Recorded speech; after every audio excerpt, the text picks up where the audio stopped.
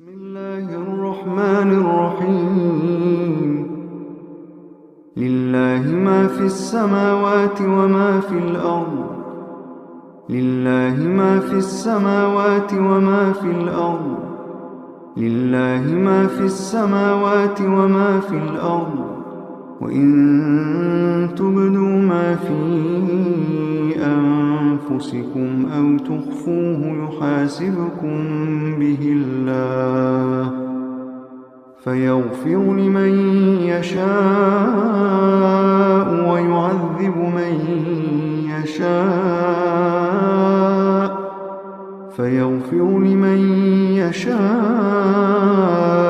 ويعذب من يشاء والله على كل شيء قدير والله على كل شيء قدير. الحمد لله رب العالمين والصلاة والسلام على سيد الأنبياء والمرسلين سيدنا محمد وآله وأصحابه أجمعين. قال الله تعالى: أعوذ بالله من الشيطان الرجيم. بسم الله الرحمن الرحيم. ولو أرادوا الخروج لأعدوا له عدة ولكن كره الله بعاثهم فثبتهم وقيل اقعدوا مع القاعدين. صدق الله العظيم. بزرگان محترم، قابل احترام، اس وقت میں نے آپ کے سامنے سورۃ التوبہ کی آیت نمبر 46 تلاوت کرنے کی سعادت حاصل کی ہے. اس آیت مبارکہ میں اللہ پاک نے منافقوں کے سلسلے میں ایک اہم پیغام دیا ہے.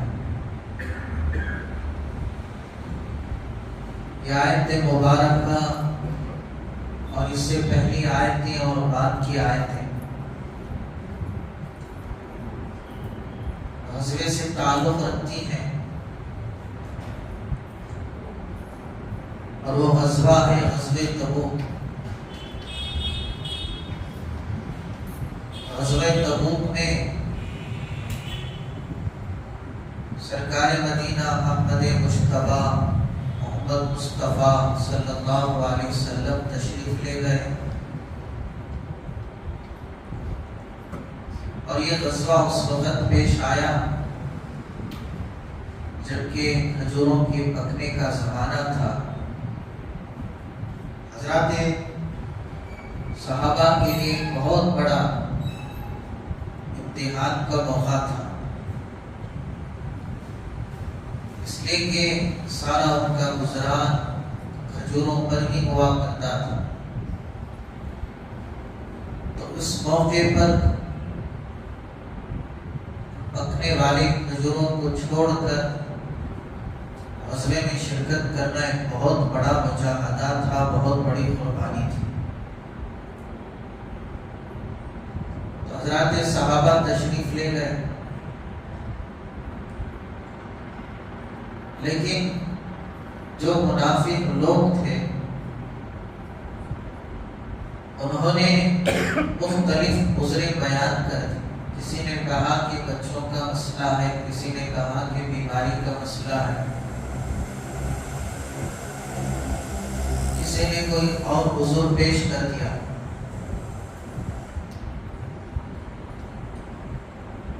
جب غزوے سے واپسی ہوئی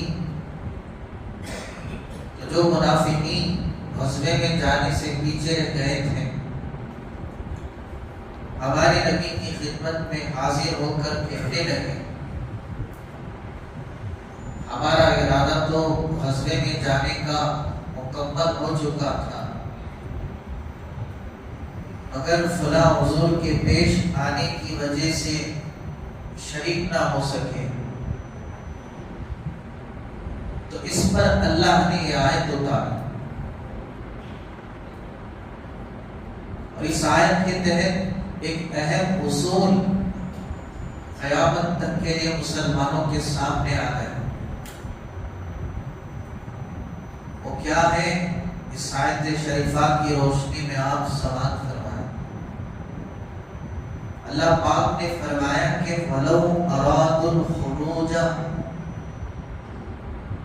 اے میرے نبی، اور اگر یہ لوگ منافقین راہ خدا میں نکلنے کا ارادہ کیے ہوئے ہوتے، جیسا کہ ان کا دعویٰ ہے، کہہ رہے ہیں کہ ہم آنا چاہتے تھے، اگر فلاں حضور کی وجہ سے آنا سکے،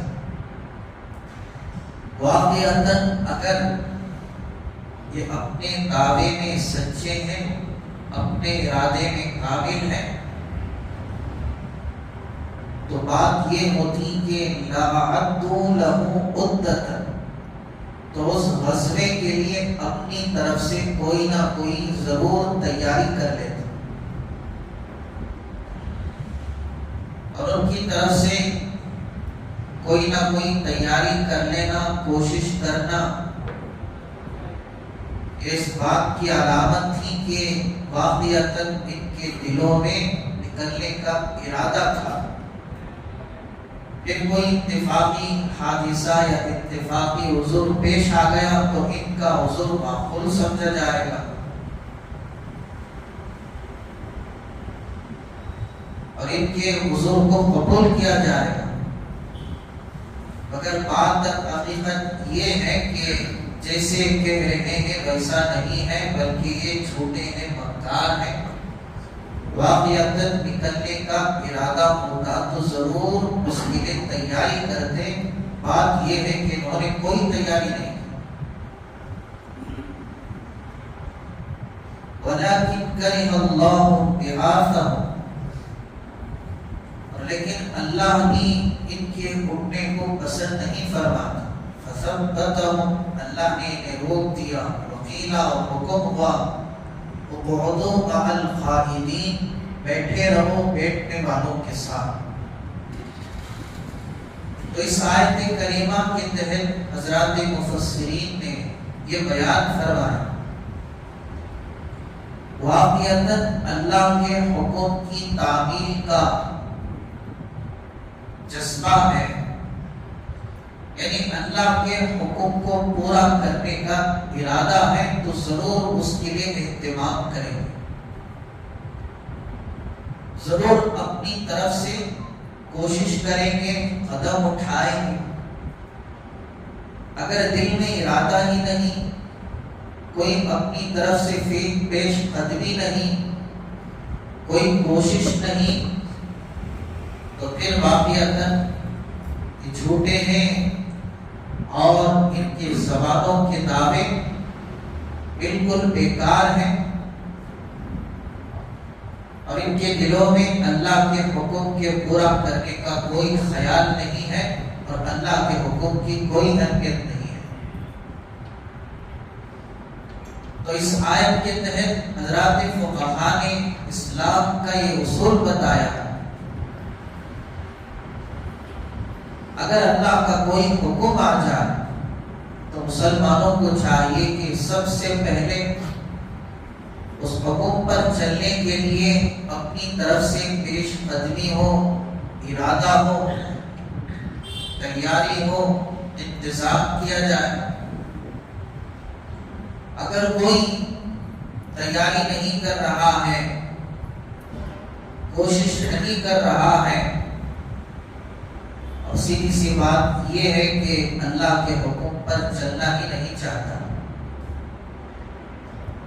ہر معاملے فرض نماز ہو، جو واقعتاً فجر کی نماز پڑھنا چاہتے ہیں،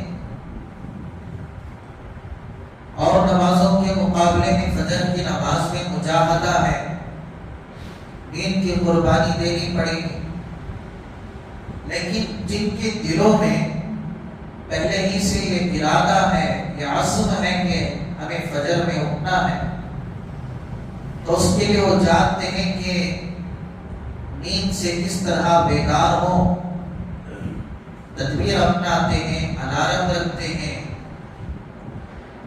جس کے ذریعے وقت مقررہ پر آپ کھل سکے۔ کسی کو کہہ دیتے ہیں کہ فلاں وقت میں آپ ایک کال کر دیں، آواز دے دیں، بیگم سے کہہ دیا کہ اٹھ جائے تو بیدار کر دیں۔ ان سب کے ساتھ الارم کا بھی انتظام ہو گیا۔ تو یہ وہ لوگ کرتے ہیں کہ جن کے دلوں میں واقعتاً فجر پڑھنے کا ارادہ ہے، جن کے دلوں میں ارادہ ہی نہیں، الارم بھی رکھتے ہیں، آف کر کے سو جائے، بیدار کرنے والے بیدار کرتے رہیں، کوئی فرق نہیں پڑے گا، بلکہ آنکھ کھلنے کے باوجود، فجر کے وقت کو دیکھنے کے باوجود، اذان کی آواز کان میں پڑھنے کے باوجود بھی نماز پڑھنے کی توفیق نہیں ہوگی، اس لیے کہ انہوں نے کوئی تیاری ہی نہیں کی۔ تیاری کیوں کرتے جبکہ حکم پر چلنا ہی نہیں چاہتے، قابل حکم کے پابند ہونا ہی نہیں چاہتے؟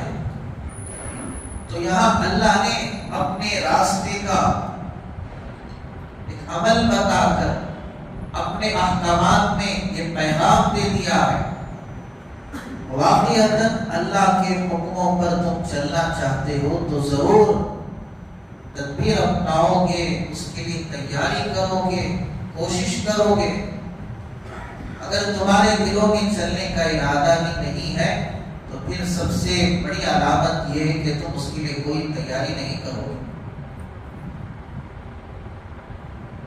واقعتاً راہ خدا میں ان کا جانے کا ارادہ ہوتا، جس طرح مزدور سے مزدور صحابی غزوہ تبوک کے موقع پر رات میں مزدوری کر کے جو قیمت حاصل ہوتی، جو اجرت حاصل ہوتی، اس سے ایک پن گیہوں یا کھجور لا کر بارگاہ رسالت میں پیش کرتے، عرض کرتے یا رسول اللہ یہ میری طرف سے اللہ کے راہ میں اس کو قبول فرما لے تاکہ راہ خدا میں کچھ کام آ جائے۔ تو جن کے دلوں میں نکلنے کا ارادہ تھا، اگرچہ کہ وہ غریب سے غریب تھے، مزدور سے مزدور تھے، پھر بھی اپنی طرف سے اپنی طاقت کے بقدر ضرور کوشش کیے، اور جن کے دلوں میں ارادہ ہی نہیں ہے، ساری سہولتیں رہنے کے باوجود بھی معمولی بہانے بنا کر انہوں نے اللہ کے حکم کا مذاق اڑایا۔ اور اللہ نے یہ بھی فرما دیا، یہ نہ سمجھیں کہ اللہ کو ان کے عمل کی ضرورت تھی، اللہ ان کے عمل کا محتاج ہے، وَلَٰكِنْ كَرِهَ اللَّهُ بِآثَرٍ، ان کا راہ خدا میں جانا اٹھنا اللہ کو نہیں پسند۔ جب ان کے دلوں میں جذبہ نہیں تو اللہ کو بھی ان کی کوئی ضرورت نہیں۔ فَثَبَّتَهُمْ، اللہ نے انہیں روک دیا۔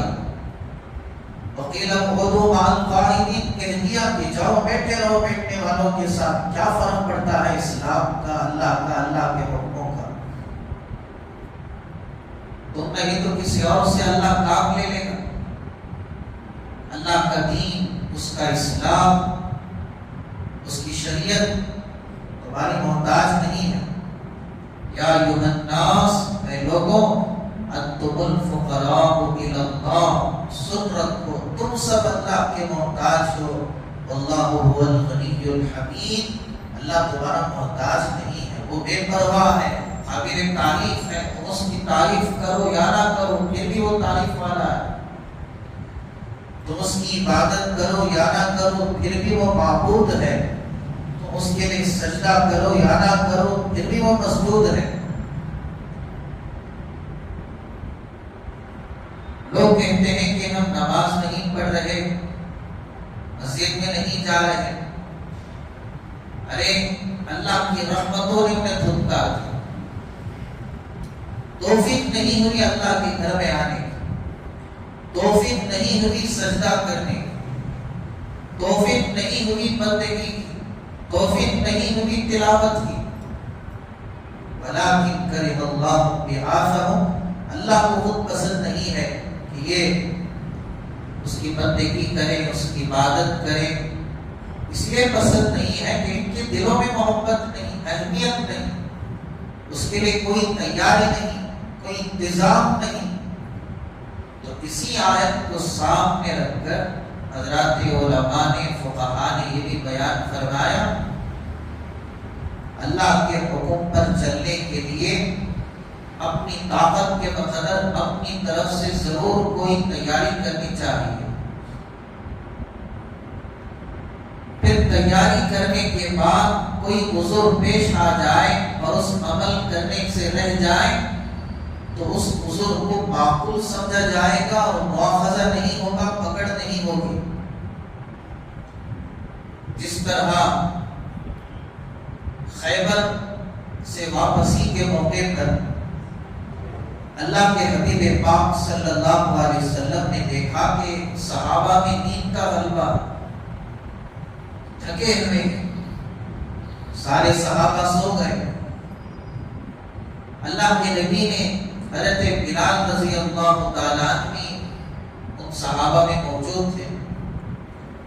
آپ نے سوال کیا اگر سب سو جائیں گے تو فجر کو کون بیدار کرے؟ بھائی وہ تیز ہونا، کون ہمیں جگائے گا؟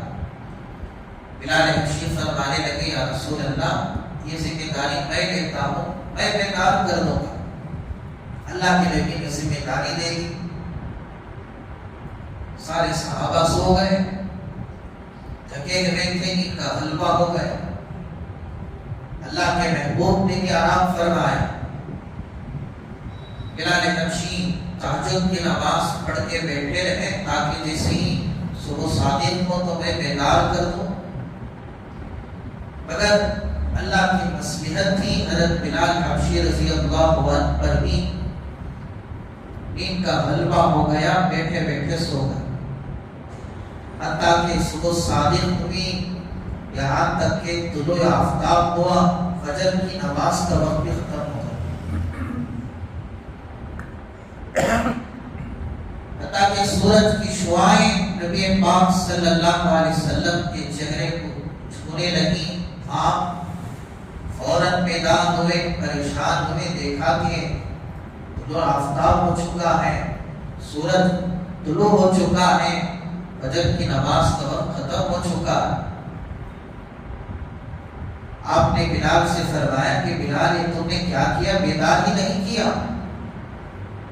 تو بلال حبشی رضی اللہ عنہ نے فرمایا یا رسول اللہ جس ذات نے آپ کو صحابہ کو سنا دیا اسی نے مجھے بھی سنا دیا. اللہ کے نبی نے جملہ ارشاد فرمایا کہ تفریط فی النوم انما التفریط فی الینسا. نیند میں اگر کوئی بات پیش آ جائے تو اس کو عذر مانا جائے گا، بیداری میں بات پیش آئے تو اس کو عذر نہیں مانا جائے گا.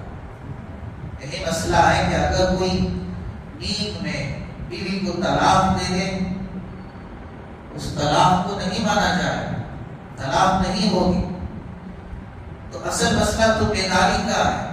بیداری کے عالم میں اگر کوئی غلطی ہو جائے تو پھر قابل قبول عذر نہیں ہے. اور دوسری بات یہ ہے کہ اسی وقت عذر کو بھی معقول سمجھا جائے گا جبکہ اس کے لیے خاص انتظام کیا گیا. تو اللہ کے نبی نے تو ذمہ داری دی تھی بلال حبشی رضی اللہ عنہ کہ تمہاری ذمہ داری ہے. یہ نہیں فرمایا کہ سارے سو رہے ہیں تم بھی سو جاؤ. تو اتفاقاً ہوا. اس کو کہتے ہیں اتفاقی حادثہ، اتفاقی حضور. تو اس پر کوئی مواخذہ نہیں، کوئی پکڑ نہیں. پکڑ اس وقت ہے، مواخذہ اس وقت ہے جب ہم نے اپنی طرف سے کوئی خاص انتظام نہ کیا ہو، کوئی خاص تیاری نہ کی ہو. جیسے کوئی کہے کہ فجر میں آنکھ نہیں کھلی، اس کا مطلب یہ نہیں کہ ہم معذور ہیں یا کوئی عذر پیش آ گیا یا نیند کو ہم عذر بنا، اگر ہم نے الارم وغیرہ کا انتظام کیا ہوا ہوتا پھر اس کے باوجود بھی آنکھ نہ کھلتی تو تب کہہ سکتے تھے کہ انتظام کرنے کے باوجود بھی آنکھ نہ کھلی، نیند کا غلبہ رہا، تو اس وقت اس عذر کو معقول سمجھا جائے۔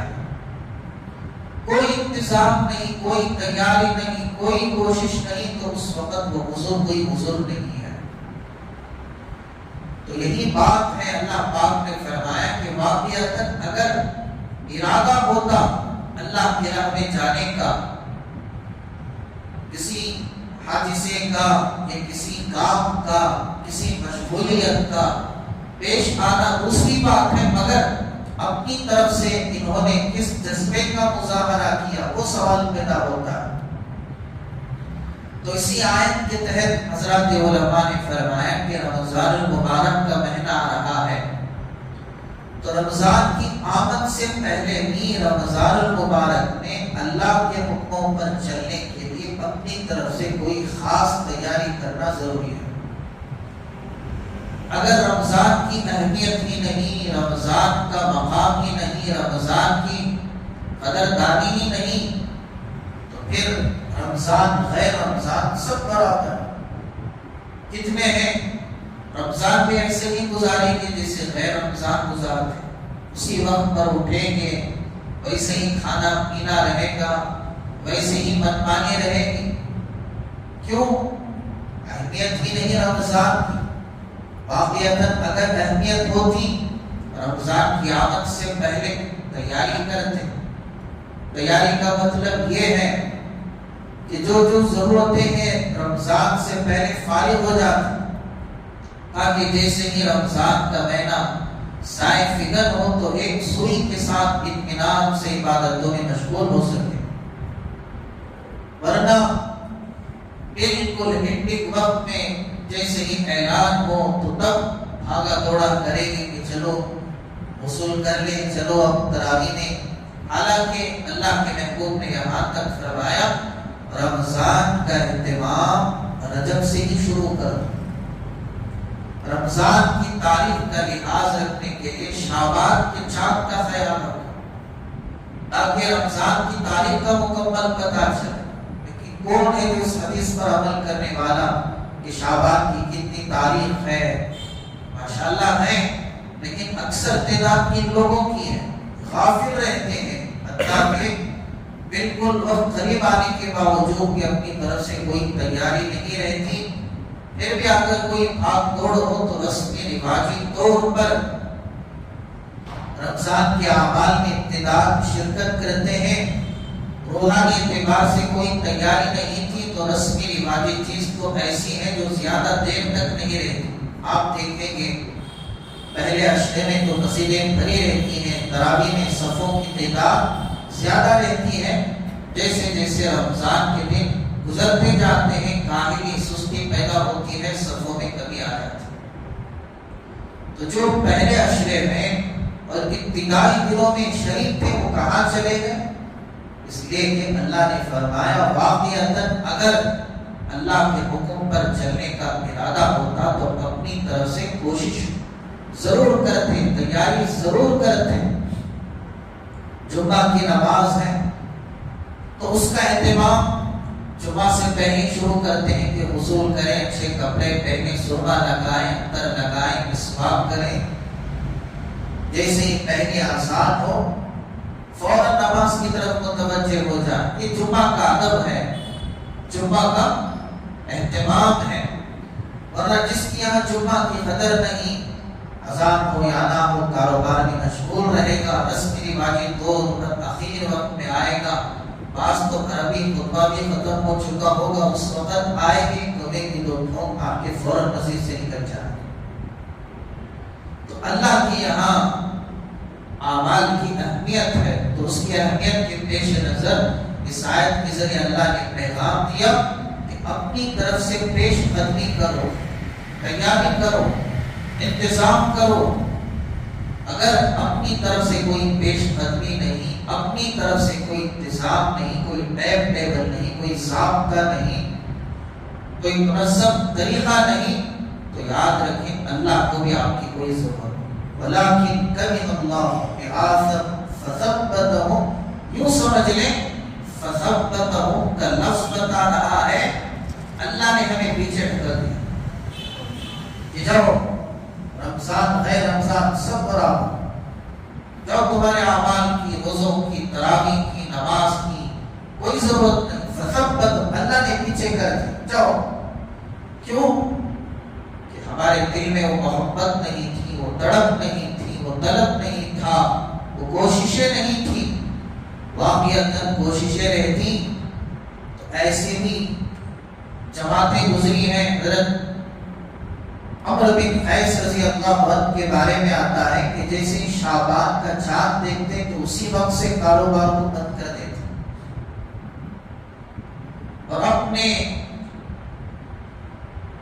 لمحات کو، اوقات کو زیادہ تر تلاوت میں گزارتے اور فرماتے کہ ابھی رمضان تو ایک مہینہ ہے، مگر رمضان کے آنے سے پہلے ہی اہتمام شروع کر دو تاکہ رمضان کے قریب پہنچتے پہنچتے شعبان ہی کے مہینے میں زیادہ تر عبادتوں کے ذریعے دل منور ہو جائے۔ جیسے ہی رمضان کا مہینہ شروع ہو تو پہلی ہی رات سے اللہ کی رحمتوں میں منہمک ہو جائے۔ اس وقت تراویح کے ایک ایک سجدے کی لذت معلوم ہوگی، سحری کے فضائیں اور افطاری کے بہار سامنے نظر آئے، اور گرمی میں بھوکا رہنا، پیاسا رہنا، پیاس کی شدت میں ایسی لذت معلوم ہوگی جو سیراب ہونے میں لذت معلوم نہیں ہوتی۔ کیوں؟ وہ جانتے ہیں کہ رمضان کا مقام کیا ہے، تو رمضان کے پیش نظر اس سے پہلے تیاری کا یہ مفہوم ہے تاکہ رمضان ایک سوئی کے ساتھ گزار سکے۔ تو اس آیت کے تحت اللہ تعالیٰ کے احکامات پر چلنے کے لیے یہ اللہ نے پیغام دیا ہے کہ سب سے پہلے اپنی طرف سے کوشش کرو، قدم اٹھاؤ۔ ہمارے نبی کی بھی عادت شریفہ تھی کہ رمضان کے آنے سے 2 مہینے پہلے ہی دعا شروع کر دیتے، اللہم بارک لنا فی رجب و شعبان و بلغنا رمضان۔ سلف صالحین کی ایک جماعت تو رمضان کی آمد سے 6 مہینے پہلے دعا شروع کرتی تھی، 6 مہینے مسلسل دعا کہ یا اللہ رمضان نصیب فرما، رمضان نصیب فرما۔ جیسے ہی اللہ عطا کرتے تو ایک ایک لمحے کی قدر کرتے، پھر رمضان کے گزرنے کے بعد پھر 6 مہینے تک اعمال کی قبولیت کے لیے دعا کرتے۔ تو جن کے دلوں میں تڑپ ہے، طلب ہے، جذبہ ہے، کوشش ہے، محنت ہے، اللہ ضرور ان کا استقبال کرتے ہیں، ضرور ان کو توفیق دیتے ہیں۔ آپ ضرور اس بات کو دلوں میں بٹھائیں، واقعتاً اگر آپ کے دل میں فجر میں اٹھنے کا جذبہ ہے، کم از کم 10 مرتبہ درود شریف پڑھ کے سو جائیں، اس ارادے کے ساتھ کہ وقت پر آنکھ کھل جائے، آنکھ نہ کھلے تو پھر پوچھنا۔ جو کرنا چاہتے ہیں ضرور اللہ موقع دیں، ضرور موقع دیں گے، ضرور موقع دیں گے، اللہ ضرور رہبری فرمائیں گے، رہنمائی فرمائیں۔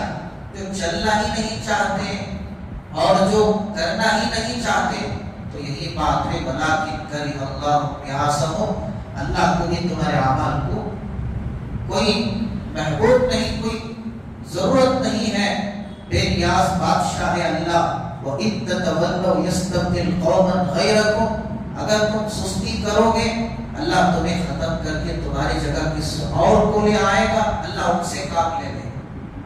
تو بزرگان محترم، تو اس آیت کے تحت اور رمضان المبارک کی آمد کے پیش نظر میں نے اس آیت کی روشنی میں چند باتیں آپ کے سامنے کہی ہیں، تو ہمارا فریضہ بنتا ہے، ہم پر حق بنتا ہے کہ ماہ مقدس کی آمد ہے، برکت مہینہ، مبارک مہینہ، ایسا مہینہ ہمارے نبی نے فرمایا اگر میری امت کو معلوم ہو جائے کہ رمضان کیسا مہینہ ہے تو میری امت یہ تمنا کرے گی کہ ساری زندگی رمضان ہی رہے، ساری زندگی رمضان ہی رہے۔ اگر دل میں تڑپ نہیں، طلب نہیں، بس اس انتظار میں رہیں گے کہ کب رمضان ختم ہوگا، کب عید آئے گی، کب خوشی منائیں گے، اصل میں خوشی کے حقدار تو وہ ہیں جنہوں نے اللہ کو خوش کر دیا، اللہ کو راضی کر دیا۔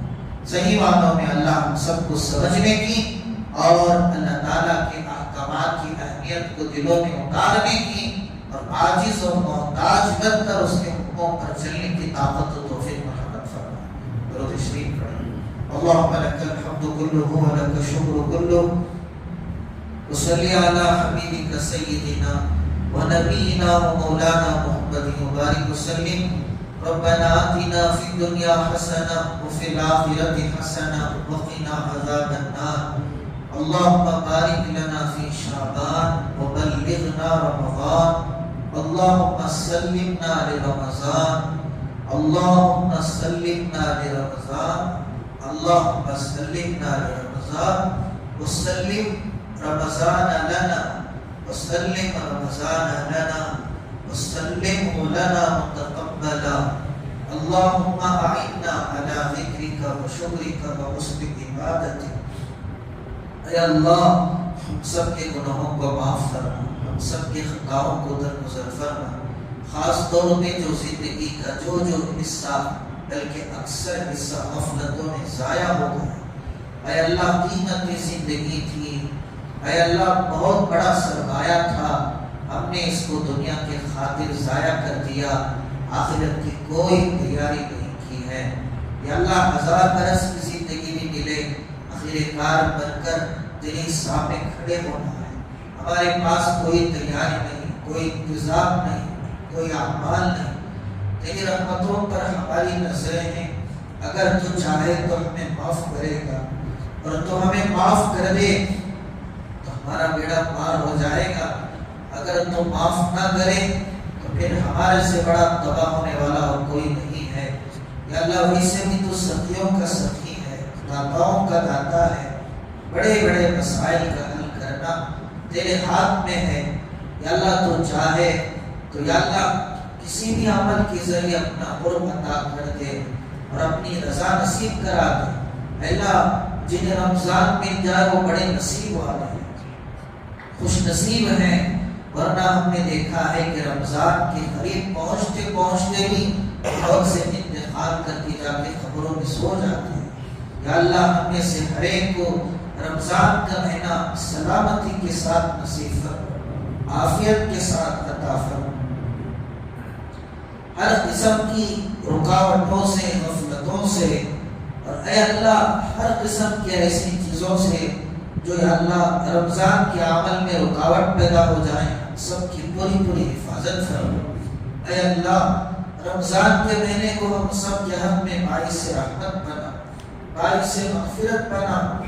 یا اللہ ایک ایک لمحے کی قدر کرنے کی توفیق عطا فرما، توفیق بھی تو ہی دیتا ہے، قبول بھی تو ہی کرتا ہے، ثواب بھی تو ہی دیتا ہے، سب تیرے ہاتھ میں ہے، مانگنا ہمارا کام ہے، دینا تیرا کام ہے۔ یا اللہ زندگی میں بار بار رمضان نصیب فرما، زندگی میں اچھے اعمال کی توفیق دے، ہم چاہیں نہ چاہیں اے اللہ تو اپنے فضل سے اپنے راستے میں چلا دے۔ اللہ ہمارا دل مانے یا نہ مانے، اے اللہ اپنے کرم سے ہمیں صراط مستقیم پر چلا دے، دنیا کی اندھیریوں سے، غفلتوں سے، ذلت و رسوائی سے بچا دے۔ جب تک زندگی باقی رہے دنیا میں کسی کا محتاج نہ بنا، کسی کا عاجز نہ بنا، صحت و تندرستی عطا فرما، طاقت و قوت نصیب فرما، ہر قسم کی پریشانیوں سے، بیماریوں سے، حادثات سے اپنی پکڑ سے حفاظت فرما، عزت کی، ایمان کی زندگی عطا فرما۔ اے اللہ جب آخری وقت آئے تو یا اللہ سارے گناہوں کو معاف کر کے اپنے کرم سے اے اللہ ہم سب کی زبانوں پر کلمہ شہادت کا پڑھنا نصیب فرما۔ اے اللہ ہماری دعاؤں کو محض اپنے فضل و کرم سے حضرت رسول اللہ صلی اللہ علیہ وسلم کے صدقے طفیل میں قبول فرما۔ سبحان ربک رب العزت عما یصفون وسلام علی المرسلین والحمد للہ۔